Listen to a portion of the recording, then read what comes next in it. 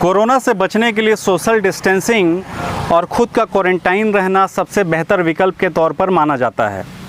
पर छत्तीसगढ़ के जो क्वारंटाइन सेंटर हैं उनकी बदहाली देखकर आसाम के डिटेंशन सेंटर भी शर्मा जाएंगे।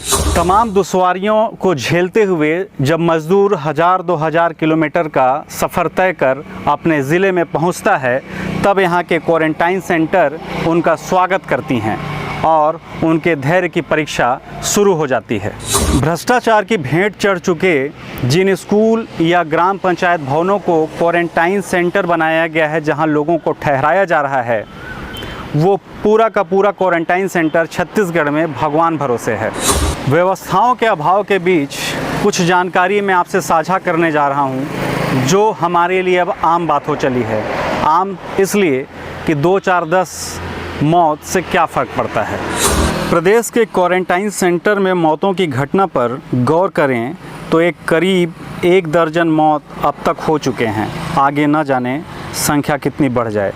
बीबीसी के अनुसार 14 मई को रायगढ़ जिले के सारंगगढ़ क्वारंटीन सेंटर में 27 साल के अर्जुन निषाद ने कथित रूप से फांसी लगाकर आत्महत्या कर ली थी।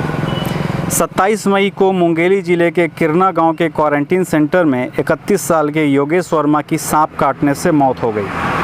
इसी तरह 28 मई को बालोद जिले के परसवानी क्वारंटीन सेंटर में 29 साल के सूरज यादव ने कथित रूप से फांसी लगाकर आत्महत्या कर ली। उसी दिन राजनांदगांव जिले के सीताकसा क्वारंटीन सेंटर में 28 साल के बुधारू राम की सांप काटने से मौत हो गई।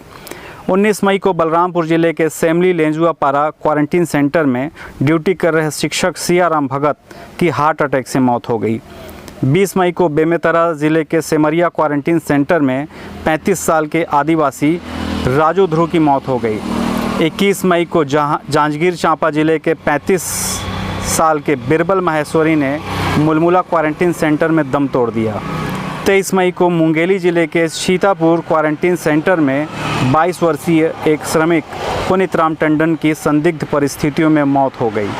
24 मई को बालोद जिले के पचेड़ा क्वारंटीन सेंटर में रखी गई 20 साल की अनुपा नामक एक युवती की इलाज के दौरान मौत हो गई। 25 मई की दोपहर लुंड्रा के एक युवक ने अंबिकापुर मेडिकल कॉलेज में फांसी लगाकर आत्महत्या कर ली। दिल्ली से लौटे इस युवक को क्वारंटीन में भेजा गया था, जहां तबीयत ख़राब होने के बाद उसे अंबिकापुर भेजा गया था। राजनांदगांव जिले के क्वारंटीन सेंटर में मज़दूरों को पेपर में खाना परोसने की घटना भी सोशल मीडिया में सुर्खियां बटोर रही हैं। अंबिकापुर के कोविड वार्ड में महिला से छेड़छाड़ भी ऐतिहासिक घटना के तौर पर सरगुजा प्रशासन का नाम रोशन कर रही है। इसके अलावा छत्तीसगढ़ का बलरामपुर जिला, जहां के क्वारंटाइन सेंटर की बदहाली और बदइंतज़ामी से दुखी होकर एक पढ़े लिखे युवक ने अपने पढ़े लिखे होने का परिचय दिया और वहां के बदइंतज़ामी का वीडियो बनाकर सोशल मीडिया में वायरल कर दिया। यह भ्रष्ट व्यवस्था पर सवाल उठाना युवक को भारी पड़ गया और आपको जानकर हैरत होगी कि ज़िले के 2 हरामखोर अधिकारी, जिसमें जनपद सीओ और तहसीलदार शामिल हैं, इन्होंने मिलकर उक्त युवक की जमकर पिटाई कर दी।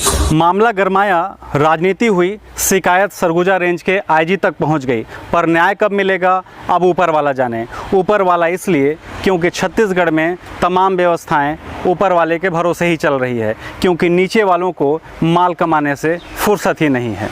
फिलहाल युवक को बेल्ट से पीटने वाले अधिकारियों को केंद्रीय राज्य मंत्री रेणुका सिंह ने कैसे बत्ती दिया, ये देखिए। और यह भी देखिए कि कांग्रेस के प्रदेश उपाध्यक्ष भानु प्रताप सिंह क्वारंटाइन सेंटर्स की बदहाली को लेकर मुख्यमंत्री से क्या मांग करने वाले हैं।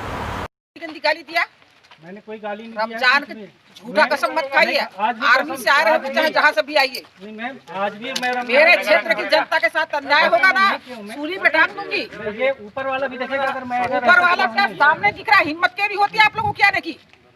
कल सीओ से घंटे भर बात की उसके पिताजी के सामने, इतना झूठ बोल रहा था वो कि हाथ नहीं लगाया हूँ।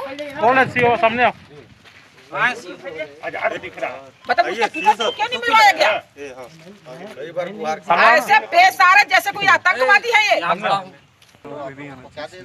रहने वाला लड़का है, भले गांव में पैदा हुआ होगा। चुप रहिए, मेरी बात सुनिए पहले आप। दिल्ली शहर सरकार के द्वारा उपलब्ध तत्काल में किया गया है, उसमें कुछ कमियां रही होंगी। इसमें जो ध्यान में आ रहा है उनको सरकार के सामने रखा जाएगा और मुख्यमंत्री जी के, स्वास्थ्य मंत्री जी के ध्यान में इनको ला करके उसमें सुधार की व्यवस्था करेंगे।